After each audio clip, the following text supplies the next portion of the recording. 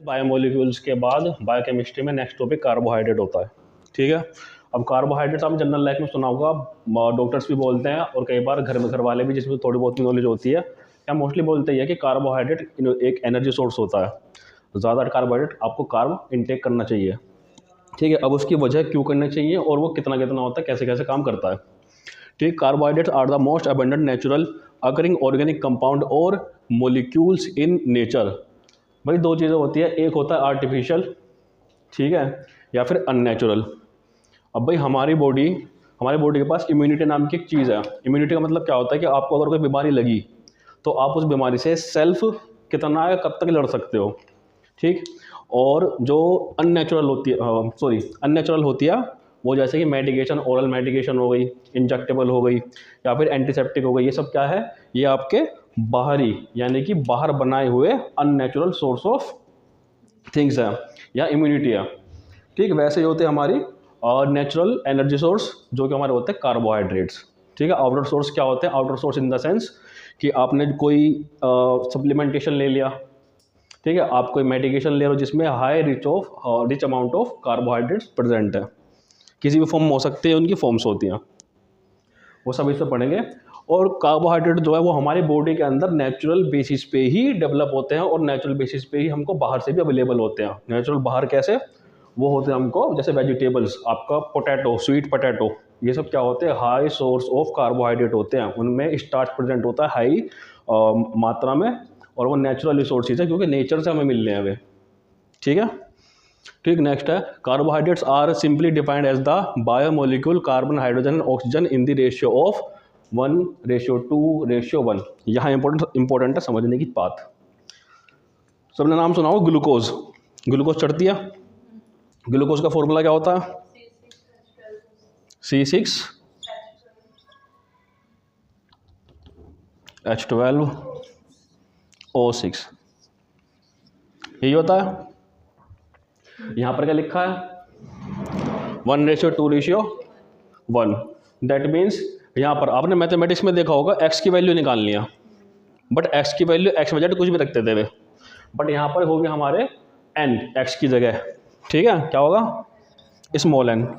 इस small N की जो वैल्यू है वो होगी 6। कितनी, अब देखो अगर हम इसको यहाँ पर रख दे, ठीक है, या फिर सिर्फ हम कार्बन का 1 मॉलिक्यूल ले लें, हाइड्रोजन के 2 मॉलिक्यूल ले लें, ऑक्सीजन का 1 मॉलिक्यूल ले लें, इस रेशियो के हिसाब से, ठीक है, तो हम n की वैल्यू जब से पुट करेंगे तो क्या हो जाएगा, 1 × 6 कितना, 2 × 6 O × 1 सॉरी 6 × 1 6, यानी कि 6 कार्बन, 12 हाइड्रोजन और 6 ऑक्सीजन। ये हमारा नेचुरल सोर्स ऑफ कार्बोहाइड्रेट होता है ग्लूकोज हमारा। ठीक है। और इसकी जो रेशनल पुटिंग है वो n की वैल्यू कितनी होती है, 6। ठीक है। समझ में आ गया पक्का। चलो आगे बढ़ते हैं फिर। इसको याद रखना, इसी बेसिस पे आप फ्यूचर में जब भी कोई टेस्ट वगैरह लाओगे तो मैनुअल काम होता है, मैनुअल एक होता है मैनुअल, एक होता है फुल्ली ऑटोमेटेड।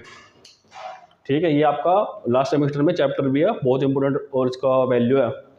अगर कोई इंसान ऐसा है, अगर 10 कोई टेक्नीशियंस हैं, उन 10 को ऑटोमेटेड काम आता है, क्योंकि अभी फ्यूचरिस्टिक वे को देखते हुए सबके सब ऑटोमेटेड मशीन का काम सीख रहे हैं due to heavy work of patients.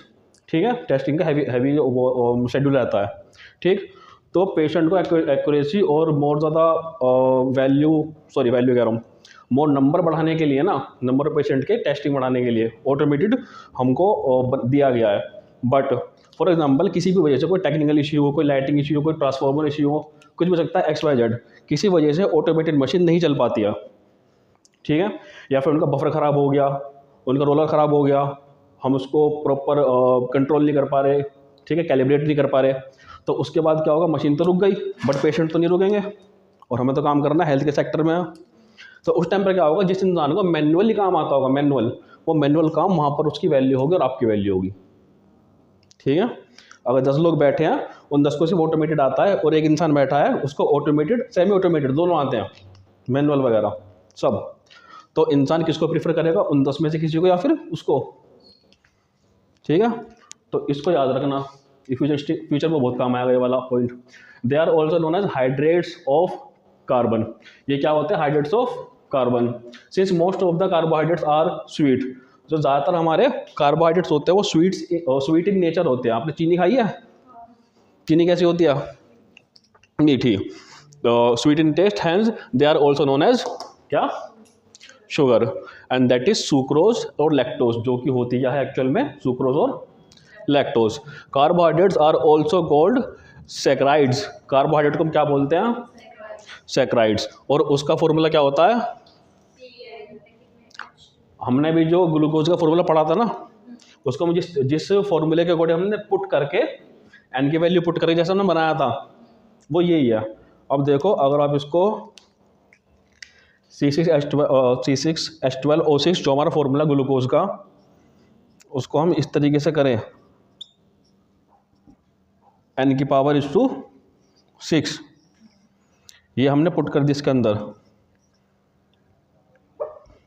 C6H12 and O,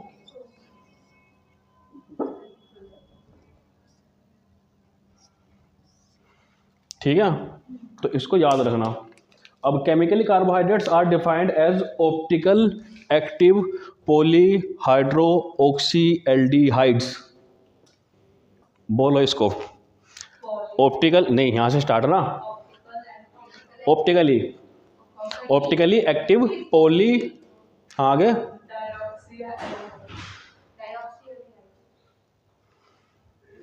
पॉलीडाइऑक्सी, पॉलीडाइऑक्सी एल्डिहाइड्रेट्स, ठीक है, और कीटोन्स। ठीक, एल्डिहाइड और कीटोन्स दोनों का थोड़ा सा एक छोटा सा उसमें डिफरेंस है। ठीक है, उसमें डबल हमें बॉन्ड बनाने होते हैं। जैसे फॉर एग्जांपल कोई चीज़ है, अब मेरा हाथ यहाँ पे है, ठीक है, और यहाँ पर मैं एक और हाथ रख दूँ, तो इनमें एक बन जाएगा कीटोन। ठीक, अब अगर हम करें बात एल्डिहाइड की, तो एल्डिहाइड क्या होते हैं? उसके यहाँ भी रहेगा और यहाँ भी रहेगा कंपाउंड। समझ गए? उसके फॉर्मूले हैं, वो फॉर्मूले इनके बाद ही स्टार्ट होंगे। ठीक, अब कीटोन्स और compounds which give such unit of hydrolysis. Hydrolysis का मतलब क्या होता है? जहाँ हम हाइड्रेशन यानी कि एनर्जी का कह सकते हो आप, या फिर उनमें ऑक्सीजन की जो मात्रा है, C6H12O6 ऑक्सीजन है, आपका हाइड्रोजन है, ठीक है। जब भी हम इनका यूज़ करते हैं बड़े पैमाने पे, तो वो क्या होते हैं? वो प्रोसेस क्या होती है? हाइड्रोलाइसिस। ठीक, a function and uses of carbohydrate, they are the most abundant source of energy. पहले बता चुका हूँ, यानी कि बहुत ज़्यादा मात्रा में हमको ये मिल सकता है, हमारे बॉडी प्रेजेंट होता है। ठीक, अब बहुत ज़्यादा मात्रा में क्यों होता है, उसका भी एक रीज़न है। ठीक है, वो इसके बाद समझाता हूँ। They are also use as stored form of energy, जिसको हम बोलते हैं ग्लाइकोजन। ठीक, अब देखो बेटे, जो मैंने कल बायोकेमिस्ट्री और बायोमोलिक्यूल में आपको एक छोटी स्टोरी बताई थी कि एक कोई भी इंसान है, ठीक है, कोई भी ह्यूमन बीइंग है हेल्दी, उनका वर्क शेड्यूल 12 घंटे का है। ठीक है, अब 12 घंटे में एक जो नॉर्मल इंसान होता है वो कम से कम 3 बार खाना खाता है। ठीक, मॉर्निंग, आफ्टरनून का लंच एंड देन नाइट। ठीक, अब सपोज दैट किसी वजह से ये मॉर्निंग का अपना ब्रेकफास्ट नहीं कर पाया, ठीक है, और ना लंच कर पाया। अब एक बात बताओ, जनरली आपके लाइफ में भी ये सवाल मतलब ये कभी कंडीशन आई होगी कि आपने मॉर्निंग में ना तो ब्रेकफास्ट करा, ना आप लंच कर पाए, बट आप काम कर रहे हो। ठीक है, और भाई बाय नेचर और बाय किसी भी चीज़ को ले लो, किसी मशीन को ले लो, जब तक उसमें ऑयल ना होगा, बाइक बिना पेट्रोल चल जाएगी? नहीं चलेगी ना। बट हमारे जो ह्यूमंस की जो रचना हुई है, जो हमारी मैन्युफैक्चरिंग हुई है बाय गॉड या बाय नेचर किसी से भी, ठीक है, अब हम जो इस पूरे 12 घंटे में जो काम करेंगे बिना खाना खाए, ठीक है, वो किस वजह से करेंगे? हमें कहाँ से एनर्जी मिलेगी? कार्बोहाइड्रेट से। किसकी फॉर्म में? जो हमारी स्टोर्ड रहेगी ग्लाइकोजन की फॉर्म में। ठीक है, ये ग्लाइकोजन क्या है? ये आपका स्टोर्ड फ्यूल है बॉडी का। ठीक है, अगर बाइक भी बंद हो जाती है, रिजर्व लगाते हैं, वो क्या होता है? बचा कुचा सारा पेट्रोल लगा देगा, ठीक है, तब जाकर बाइक बंद होगी। तो जो बचा कुचा पेट्रोल तो ह्यूमन का है, वो क्या है? कार्बोहाइड्रेट, और उसका नाम क्या है बचे कुचे का, जो एंड तक स्टोर्ड रहता है, वो है ग्लाइकोजन। समझ में आ गया? Next, sugars like ribose and deoxyribose form genetic material called DNA and RNA. DNA की फुल फॉर्म क्या होती है? Deoxy nucleic acid. RNA की राइबोस न्यूक्लिक एसिड। और ये बनते किससे हैं? जेनेटिक मटेरियल न्यूक्लियोटाइड से। किससे? न्यूक्लियोटाइड से। कल पढ़ाया था मैंने, ठीक है। They are used as sugar in our home, sucrose. और ये किस फॉर्म में हमारे घर में स्टोर्ड है? सुक्रोज की फॉर्म में, जो कि होती है हमारे घर की शुगर। कार्बोहाइड्रेट की बात कर रहा हूँ मैं, डीएनए में समझो, यही समझ रहे थे ना?